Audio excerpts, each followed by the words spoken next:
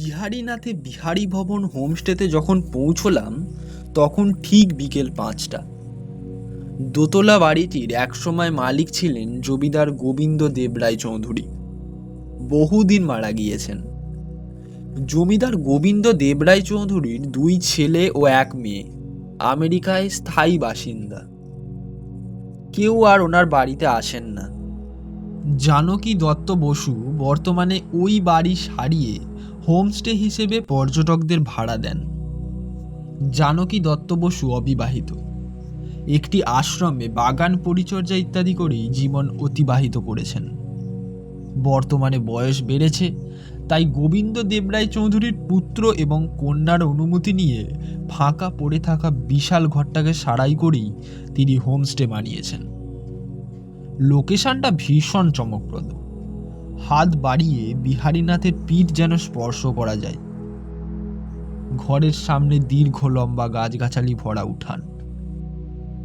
লোহার দোলনা রয়েছে একপাশে। কত রকমের বাহারি ফুল রয়েছে চত্বর জুড়ে। দেখলেই মন প্রফুল্ল হয়ে যায়।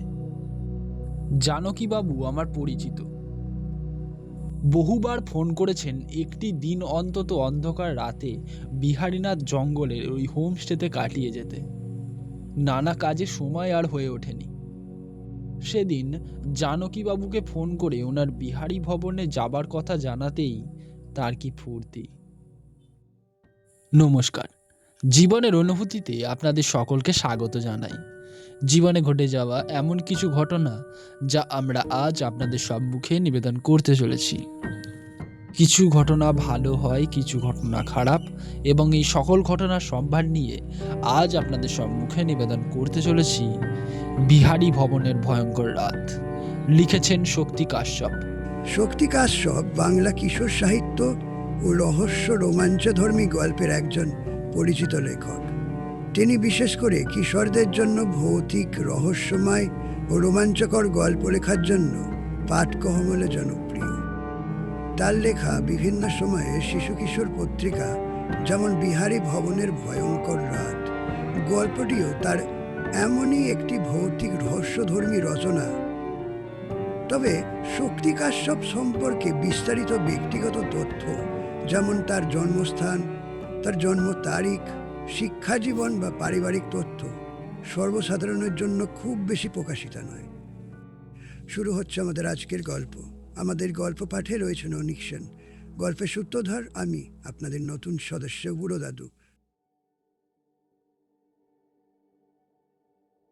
কটেজের দরজায় পৌঁছতেই জানকীবাবু ঘরের চাবি খুলে দিলেন। মাঝে বারান্দা রয়েছে। বিহারী ভবনের গা ঘেঁষে সবুজের উপত্যকা ক্রমশ আকাশের দিকে উঠেছে। গ্রাম তো দূরের কথা, দীর্ঘ রাস্তার একটি পাড়া আর একটা চায়ের দোকানও নজরে পড়ে না। নিস্তব্ধ, শুনশান, চুপচাপ সর্বত্র। গাছ আর সাদা পাথরের মাথা জেগে আছে মাটির উপরে। চতুর্দিকে আরো বহু পাথর এবং ঢিলা। কোনো একটা বইয়ে পড়েছিলাম এই জায়গাকে তার সবুজ সৌন্দর্যের জন্য বাঁকুড়ার আরাকু বলা হয়। রাস্তায় চলাফেরার 2-1টা মোটরবাইক, সাইকেল, ছোট গাড়ি পাশ কাটিয়ে চলে যায়। পাখির ডাক অনবরত শুনতেই হয়। নিস্তব্ধ, শুনশান এমন একটি জায়গায় কয়েকদিন একা একা কাটানোর জন্য খুঁজছিলাম।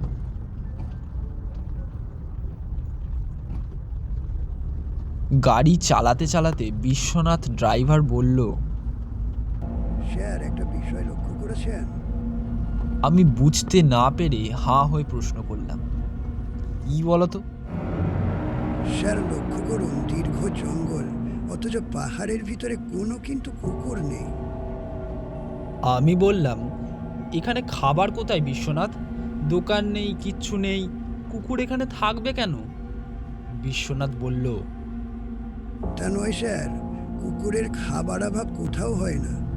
তবে এই জঙ্গলপাতে কুকুর না থাকার আলাদা একটা রহস্য রয়েছে। আমি বিশ্বনাথ ড্রাইভারকে জিজ্ঞাসা করলাম, তুমি কোন রহস্যের গন্ধ পাচ্ছ? স্যার, উত্তরবঙ্গের নেওড়া জঙ্গল ক্যাম্পে তো আমি আপনার সঙ্গে গিয়েছি।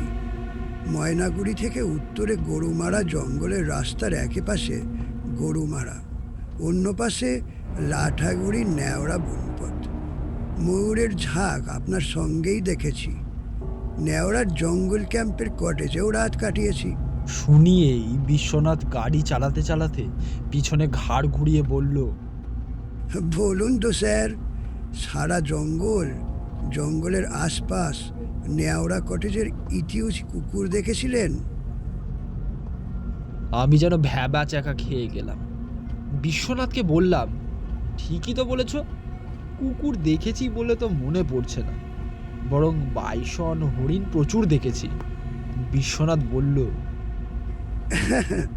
এটাই তো রহস্য স্যার।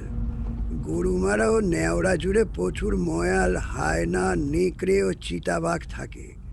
শিকারের জন্য ওত পেতে থাকে ওরা। কুকুর দেখলেই সপাত করে ধরে খেয়ে নেয়। সেই রকমই স্যার। এই বিস্তীর্ণ উঁচু পাহাড়, ঢিলা সবুজ উপত্যকার ভয়ঙ্কর হিংস্র বন্যপ্রাণীদের থাকার আদর্শ জায়গা।